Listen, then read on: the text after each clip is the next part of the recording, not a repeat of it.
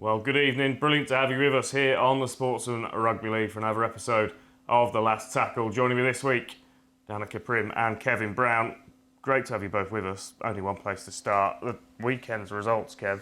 We've said it week in, week out. They're just eye-catching every time at the moment. Yeah, well, God, you just can't pick it, can you? If you're trying to be a tipster, good luck with that. Because I didn't see this result coming. Never mind the Hull FC win, but the manner of victory and the way they performed, I just didn't see it. But it fits in with the Super League. Any team can win. Apart from Wakefield at the minute, you just don't know which way it's going to go. We'll start off with that Hull FC 34, St Helens 6, Danika. You could make a case for Hull FC winning because you can make a case for pretty much any result this season. But that scoreline, no one saw that coming, did they? Yeah, I think it was a bit of retribution, wasn't it, for the week before and missing out on that Challenge Cup. And look, we know that they're both big contenders for that cup, but I would have loved to have seen Hull FC push forward for it. So I think they came back with a bit of new vigour. They were, from the off, they were going for it. Saints, you could argue, have lost a couple of people, but they just didn't seem... Their defence was appalling, to be quite frank. And Hull FC were just on the front foot all the time. And I think, was it a bit of payback? Was it a little bit of nothing to lose now, go forward? But they definitely looked like the team striving for a bit of payback or just to put a couple of points on it. Saints look like they've lost that invincibility. When they go behind, you always expected them to come back. Now they go behind and they look vulnerable. And with Clifford and Truman, Hull FC, they look as dangerous as anyone. Well, Clifford being back was a massive thing, wasn't it, for a start? Like, somebody to actually organise and sort them all out. But like you say, Saints don't have that losing mentality.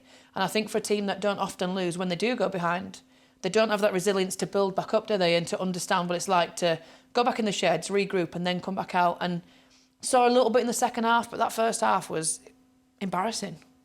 Yeah, and then Friday night, wow, huge win for Leeds. Danika, obviously, with your Leeds hat on, you've been very pleased with that. A Huddersfield team that offered very little. Honestly, being a Leeds fan must be the most stressful place to be at the minute. And this season has caused loads of results, but... I think Huddersfield would be a bit more stressful.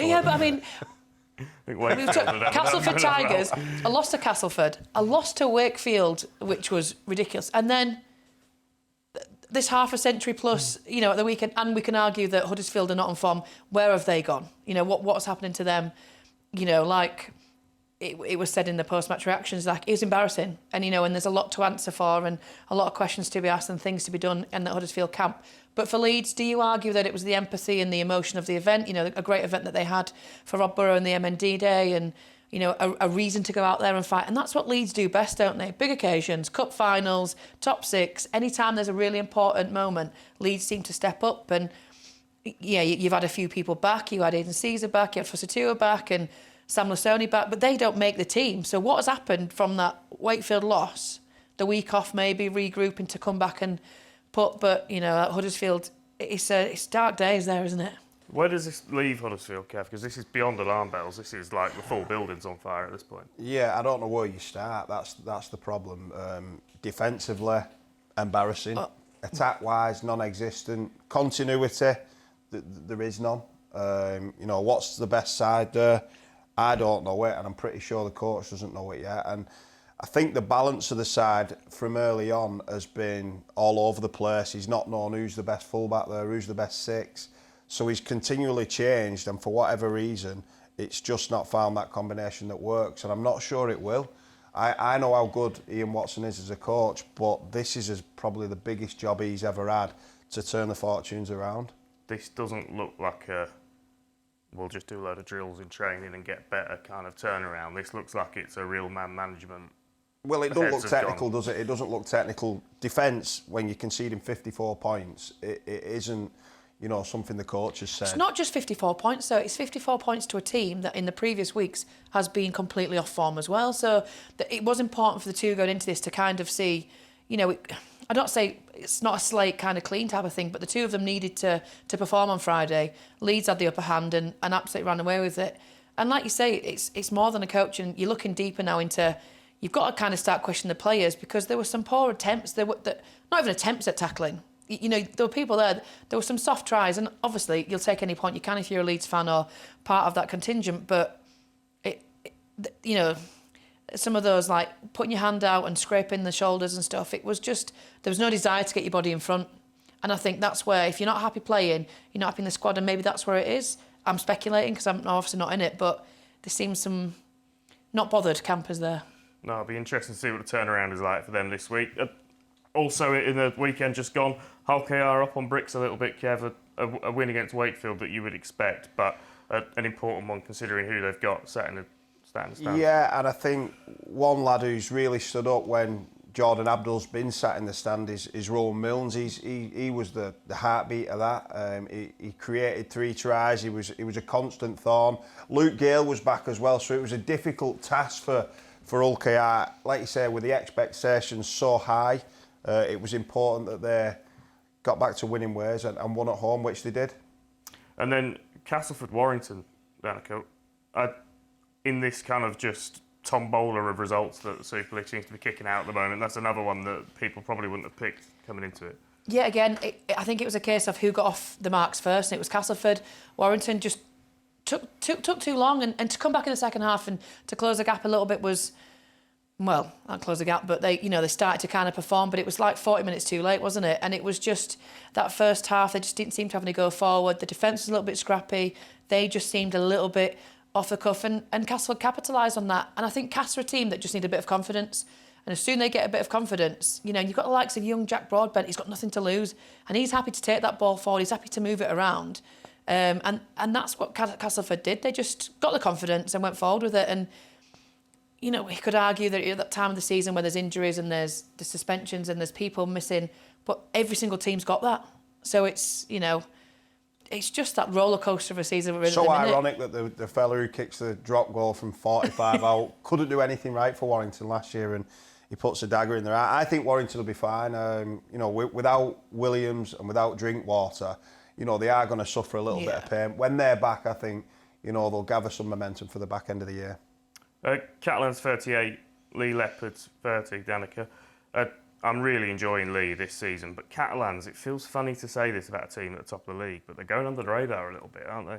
Yeah, seems to be talking about they've them. cruised to the top of the league. They're now a couple of points clear, but that's the thing. They've just cruised it up there. Well, obviously not, because they've worked hard to get there. And I think that having Lee go over, Lee having this long streak of not losing, Catalans is a hard place to go. And Lee putting a good shift. Yeah, it took them a while to get into it, but I think credit to Catalan, and they're not doing it easy either. They've got people missing. That they're moving people around. They're trying to figure out where people belong. You've got Sam Tompkins who's pushing him into the halves, and then it leaves Archie Moggs. Where does he really belong? Where's his preferred position? And I think he's really coming into his own, and he knows that there's a shirt up for grabs next season, and he's the one I think that's doing the damage in that Catalan side. And rounding off the weekend, Salford Red Devils 6, Wigan Warriors 26. Kev, saw you before the game. We said it was going to be a challenge for Salford without Ackers and Croft. They were in the fight, and then I think probably the key moment, Ryan Briley going off with a head knock, and then that's the brains trust, the creativity completely removed. Yeah, and I think that's probably the difference or the frustrating part for everyone connected to Salford is they've got a squad that's nowhere near as big as some other squads.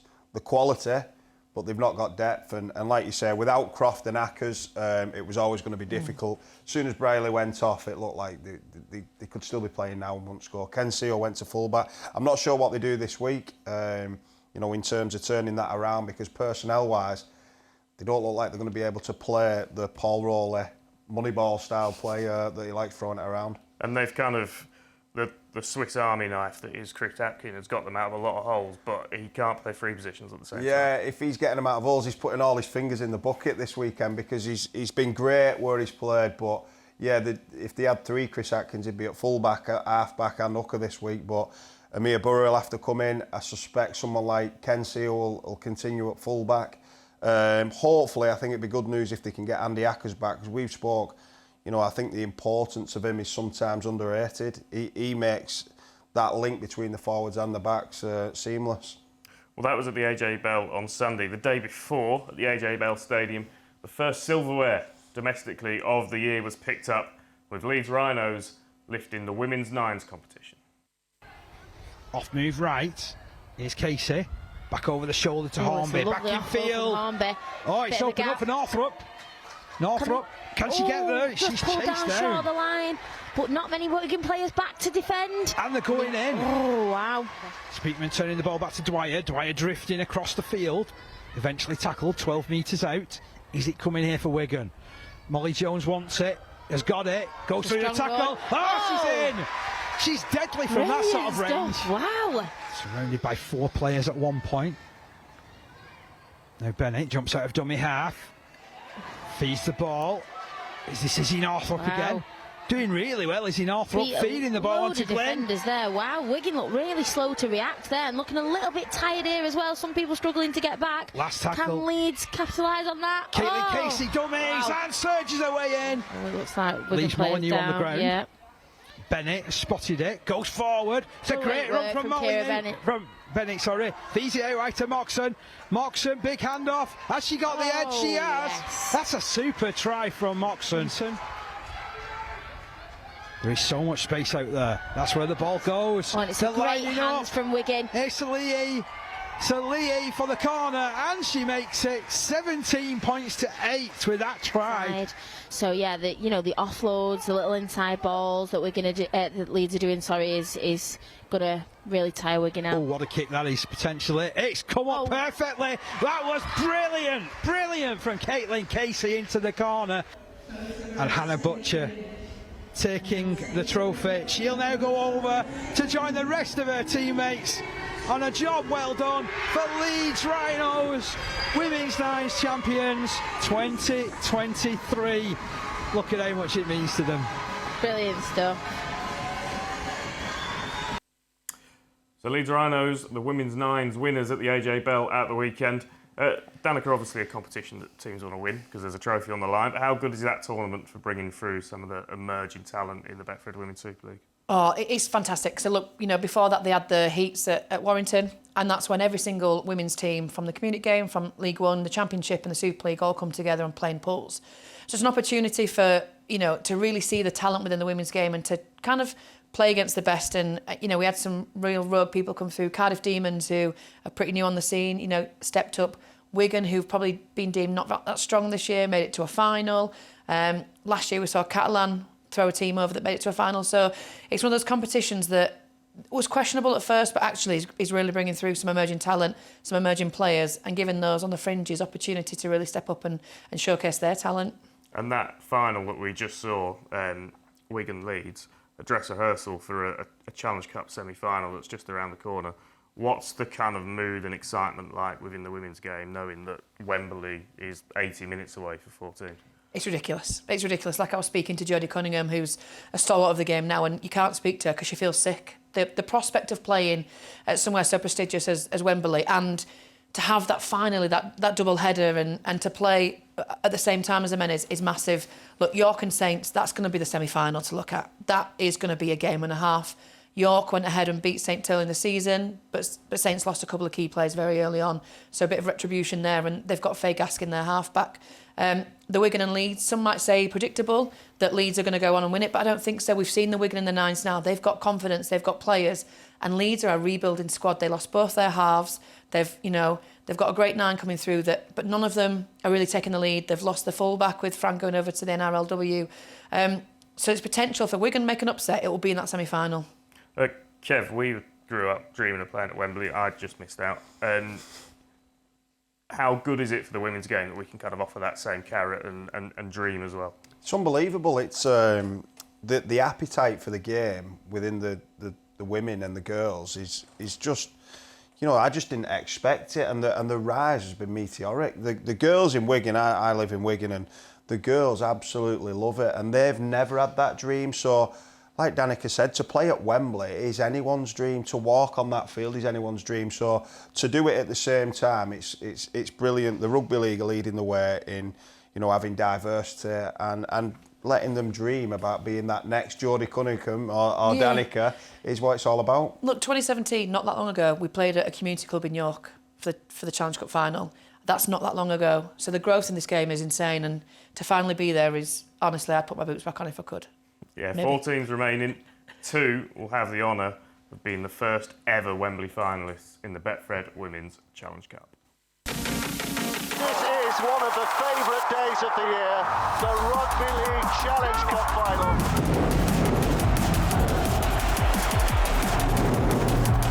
Finds Cunningham, who's got support from Hardcastle. She looks to try and get that ball away to Partington. Partington scores. That is one sensational try. This feels like a Challenge Cup final.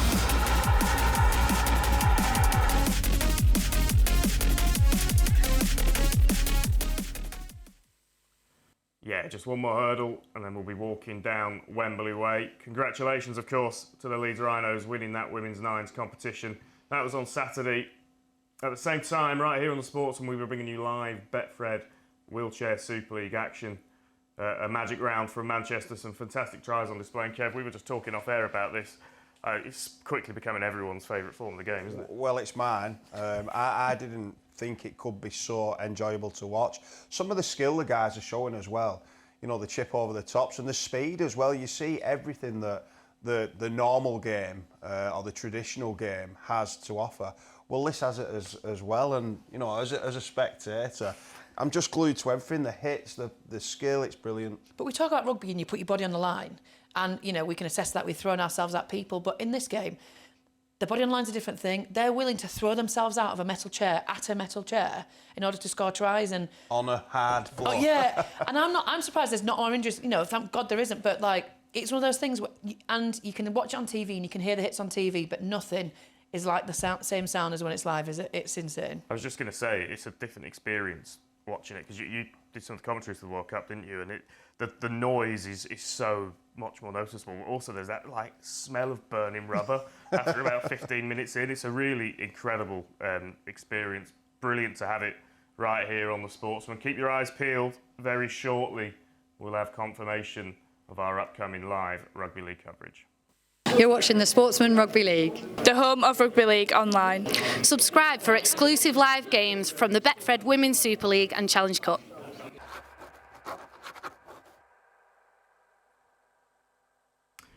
Right, let's turn our attentions back to the men's edition of the Betfred Super League. And on Thursday night, this week's action gets underway at the Halliwell Jones Stadium, Warrington Wolves against Leeds Rhinos.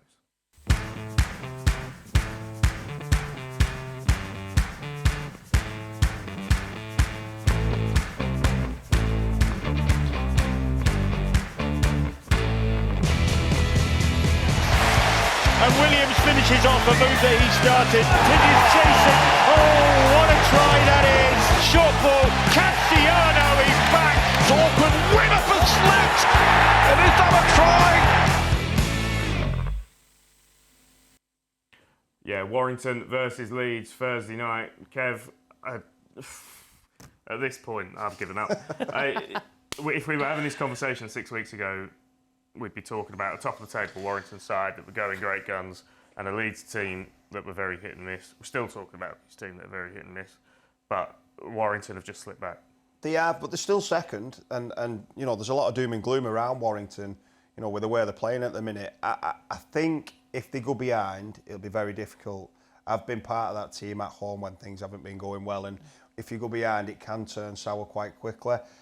They've still got enough quality in that team to trouble Leeds, but it depends what Leeds turn up. If Leeds turn up like they have done, you know, previous week, then, you know, they're going to be very difficult to stop. But we know Leeds have got that ability just to capitulate themselves, and Blake Austin and Aidan Caesar to look like they've never played with each other. So, yeah, it's a coin toss again.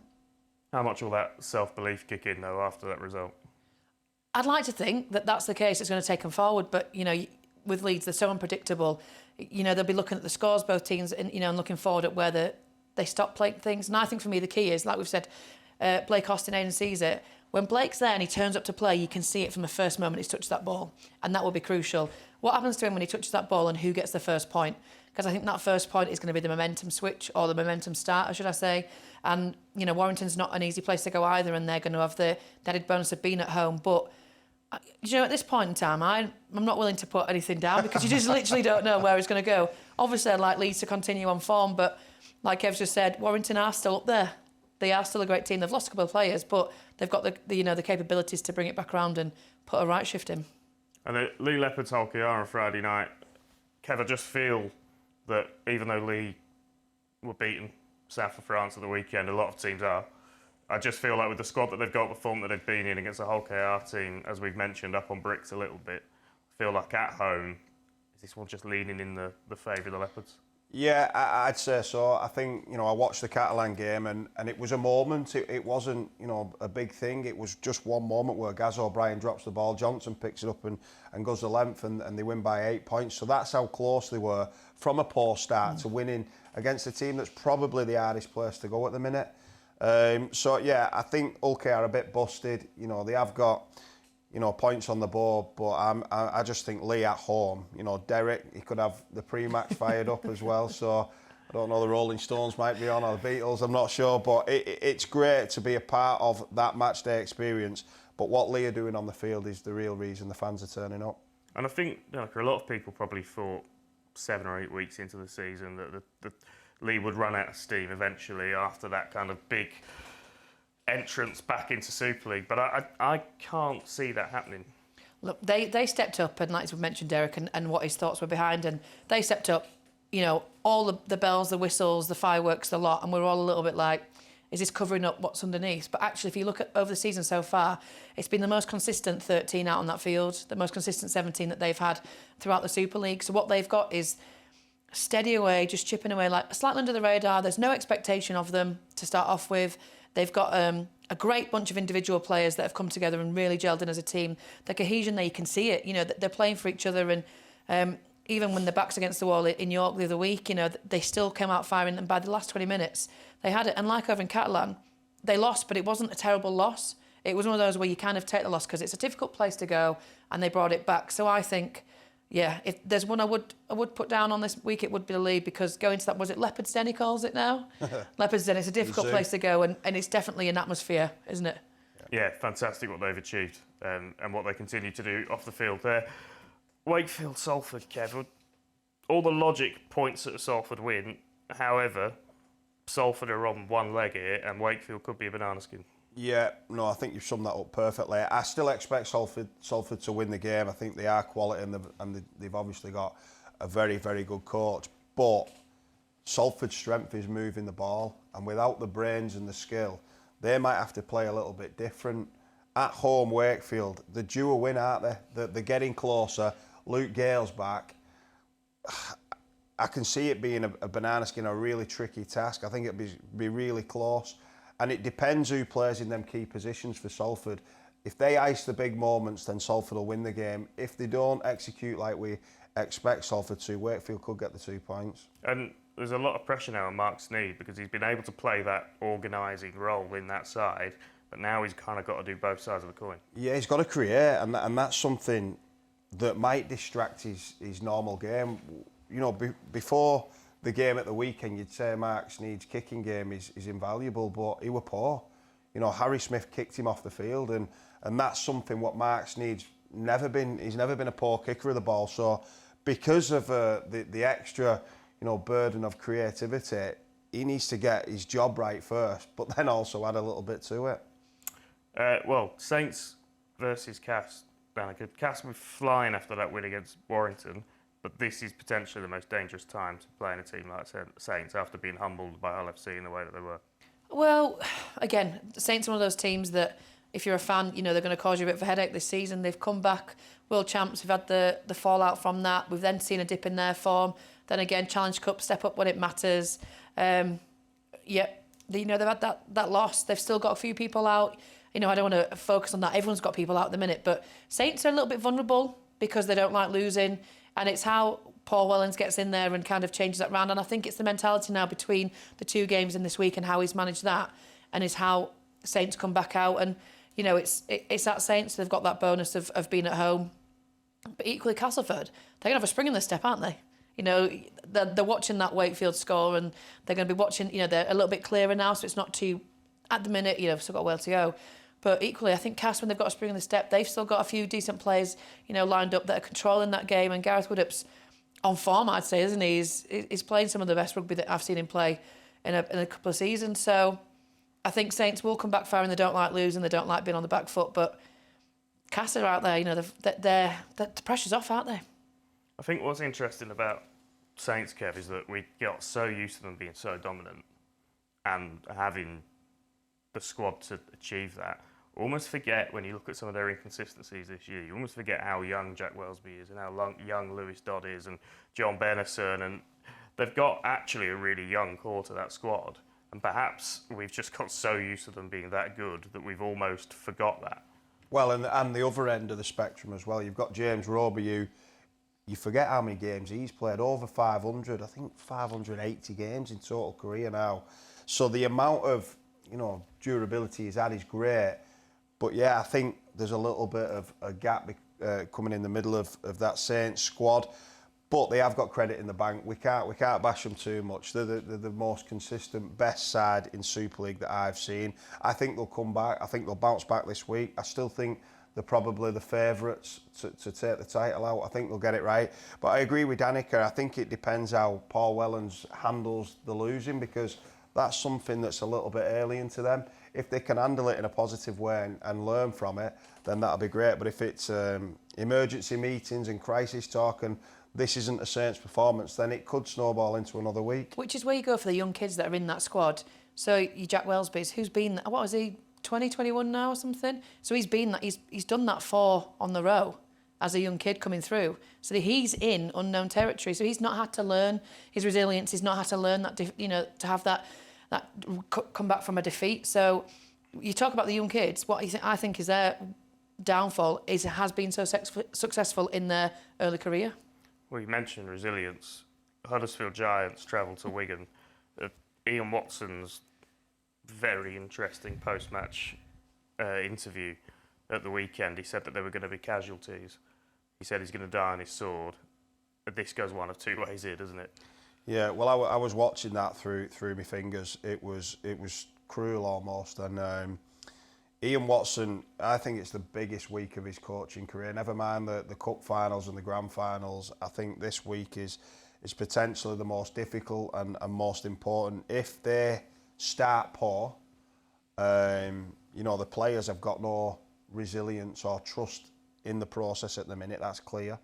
If they start well, then they can build a bit of form. But I'm watching that game with eyes wide open, thinking this could go either way massively. And loads of scrutiny on Watto, and he's the head coach. The buck ultimately stops with him. But surely the players have got to stand up, because there's no coaching in the world that could have, as we touched on earlier, it was an effort thing at the last weekend.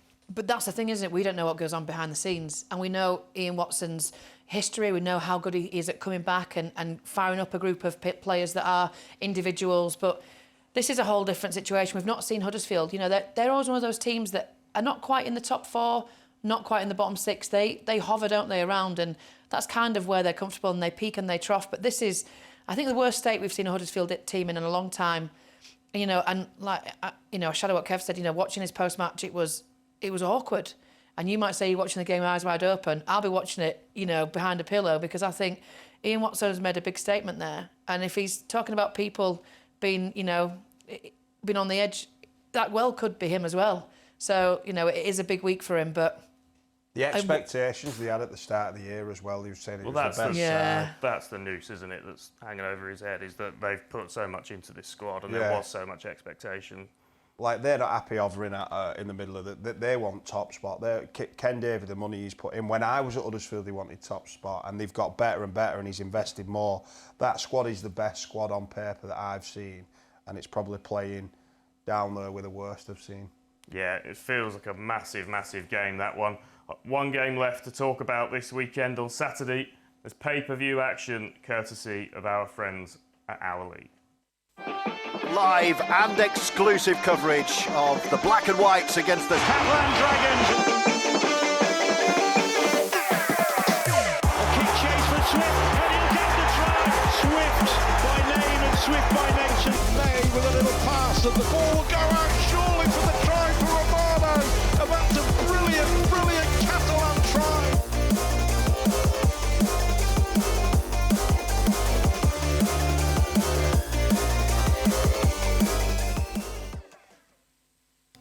Yeah, Hull FC and Catalan Dragons rounding off the weekend on our league. Kev, this has got the potential to be a right game, doesn't it? Yeah, you look through them fixtures, this could be the tie of the round with the form that both sides are in. I think Tony Smith's biggest test of the last month or so. And Catalans, if they can win that with everyone else losing and beating each other, they can make a bit of a breakaway at the top of the league. And Hull FC will be in a very good mood after that performance against Saints. Tony Smith just showing that he is getting the wheels turning. They've blown hot and cold a little bit, but that could be a real moment for them of we're aiming for the playoffs here. Second half of the season, let's have a real crack. Yeah, big time. You look at the start of the season and, you know, we looked at that squad individually and they had the talent, and at the start of the season it was like, what's not gelling? Because they've got some standout players and things seem to have gelled. Tony Smith has found his flow with that squad and he's getting them to perform now. You know, and equally after the weekend, he still said there's things he wants to go back and fix up, which is probably the best thing a coach can say, isn't it? That even after a winning performance, he's got things he wants to sort out with them. And you know, they've got the confidence of a good win. They're at home. They're playing a very strong Catalan side, like we've said before. They've gone under the radar. So I think that the spotlight is definitely on Hull FC. So, and how they manage that and how they go forward, I think it's going to be a great game. I'm excited to watch it and see what comes of it. If nothing else, it's going to be a complete contest. Can Catalan squeeze it out with the squad they've got? I reckon, you know, they could just pip it. They've got a slight little bit more finesse, haven't they, in their spine and what's going on there. So, but it'd be definitely one to watch. Yeah, it should be a belt of that one. You can get your pre-orders in now for that Our League pay-per-view stream. We're running out of time. I'm just going to come to you both one by one on this one. Kev, quickly, game it around for you. I think the one we just spoke about, Hull FC versus Catalans, probably the two teams that are in form and expect to win. But there's some games that I'm really interested to watch, but for not the rugby that's on display. Danika? I'm going to, you know, it's that Wakefield-Salford one for me, just because an off-form Salford are coming up the ranks. Wakefield, that could be a turnaround for Wakefield there. Well, thank you both for joining us. The Betfred Super League is an absolute riot. No one really knows what's going to happen each week. There's Challenge Cup semi-finals just around the corner. We'll be with you every step of the way. So make sure you join us next week right here on The Last Tackle.